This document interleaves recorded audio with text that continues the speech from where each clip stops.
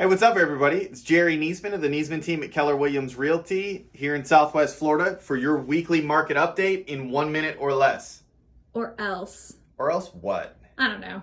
Median days on market. So From today. median days on market in July is 8. So where's that? Right here at this dot? That's right here. If only we had a Sharpie that we could put a dot on for today. That is up from where we were down here at about 5 the last few months. July of 2021. Okay. That was 8.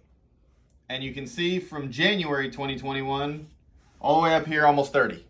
We're starting to work our way back up, though, because inventory is starting to come up. Where do people need to go if they want to see a full explanation of what this days on market tiny dip up means to you, to them? So check out our full video on YouTube, Where the Niesman team. Niesman. See you later, alligators. All right, Jerry, we are here. Tell us about where you're getting these market stats at. It looks like they were pulled today, July 18th, 2022. Yes, from our Southwest Florida MLS. Okay. So Which this covers is Lee, this is Collier. basically Lee, Collier, Hendry counties. Okay, so like Naples. So the southern up half to- of Southwest Florida. Gotcha. And we are looking on this Monday at median days on market. What does that mean? How long a house? Okay, so houses that are listed for sale, how long they go on the market before they go pending. Correct. Okay. Yes. And this is the median, so this is the middle number. So there could be some at 200, there could be some at 0. Where they go. But this is the middle number is here at 8. And so I see that it's a little bit of a raise, right? You said in our short little minute update that it's gone up to 8 this month. And you could see it was riding real low at 5 for a few months. It was at 5 for a couple of months. And then it was back up at, I believe that was 7 and 7. And then back up at 8 was December of 2021 was the last time it was at 8. So what does this mean? Does this mean that, to me, as the person who is not a realtor, I'm an unlicensed assistant, I'm looking at this raw data, does this mean that we don't have the same, like, giant mass of, like, 27 offers the day a house goes on a market, and all you're doing is deciding which is the best offer, calling for highest and best, and waiting on it? Do we see a little bit less of that right now? We do see less of that right now, which actually is a change from the last time we were at 8 days on market. Okay. When we were at 8 days on market last time, it was basically you were competing against 15, 20 offers on every single house, it seemed like. Well, what's the difference then? Why then versus now? Because the number of buyers is reduced and the number of inventory is up. So inventory, number of homes available for sale has gone up, so there's more for buyers to choose from.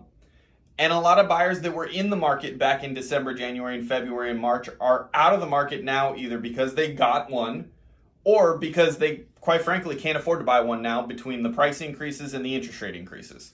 Gotcha. Is this what they call a more balanced market? It's still a pretty strong seller's market, but it is working its way to a more balanced market. So what we are seeing now is the transition. This I expect to continue coming up. Kind of probably not quite as steep as this, but I'm expecting it to continue up in that direction for the foreseeable future. Is days on market one of the markers to determine whether it's a buyer's market or seller's market or balanced market? What is it that you look for? Okay. So average days on market is it's inventory level. Okay. So the way we determine buyer's market, seller's market is basically if there is historically less than 5 months worth of supply, meaning if no new homes get listed after today. Okay. How many months will it take for us to sell out the entire available inventory? Gotcha. Based on how many people are buying every month. Gotcha. So if there's 10,000 homes and we're selling 5,000 a month, then there's 2 months worth of inventory, which means it's a seller's market. 5 months is about the average. When it goes over 5 months, then it becomes a buyer's market. Gotcha. Right now, we're not even close to 5 months, but it is growing every day. Okay, cool. Do you have any advice for either buyers or sellers who are looking at this days on market and how it might impact them listing their home or buying a home? So the way a lot of people use days on market to determine what they're doing is if they see a home that's been on the market drastically above the median or the average days on market, then they figure there's some sort of issue. Okay. It's priced too high, or there's problems with the home. Okay. Is typically the indicator of why it's sitting on the market longer than that average, especially drastically longer. A lot of times in the current market, it's because it was priced too high, and the sellers may not be flexible.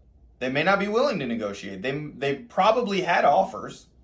Okay. When it comes to, and so as a seller, if you see that your home's sitting on the market drastically longer than that, that's an indicator. You probably need to look at reducing your price. Okay, gotcha. Or figure out what it is that you can do to make your home nicer. Because right now, with more inventory coming on, the way your home is going to be the first one to get sold is making it the nicest house in the neighborhood. Oh, I see. You're either going to price it the lowest or make it the nicest. I see. Or somewhere combination. Gotcha.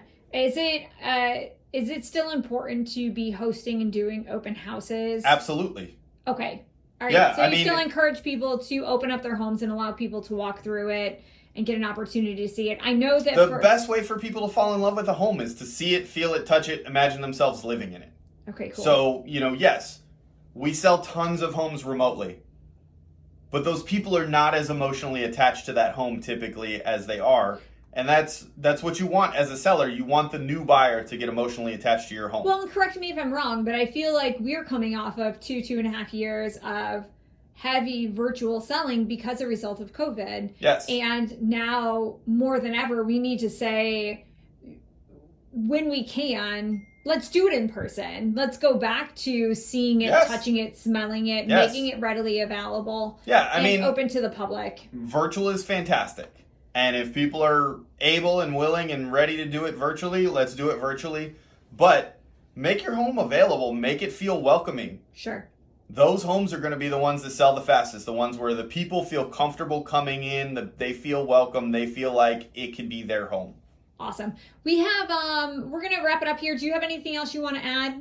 That's it. I just wanted to add that we have in our database of YouTube videos here, we'll go ahead and link, if you're interested, some tips for sellers to get their home more saleable in the market. We'll link to tips. Yep, that's becoming important again. It is becoming important again. How to make your home ready. What is your best return on investment in terms of upgrades, and how to prepare your house. Questions to ask a potential listing agent. So we'll go ahead and link those in the description. Make sure you like, subscribe, and hit notification if you want to watch our YouTube videos. Jerry, how do people get a hold of you?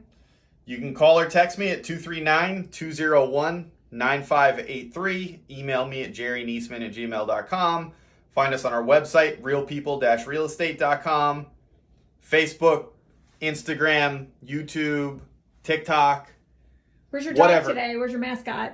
I don't know. He's hiding. He's hiding. He's taking an afternoon nap. So that's it. Good job. High five. Thanks for watching. We'll see y'all next week. Bye, everybody.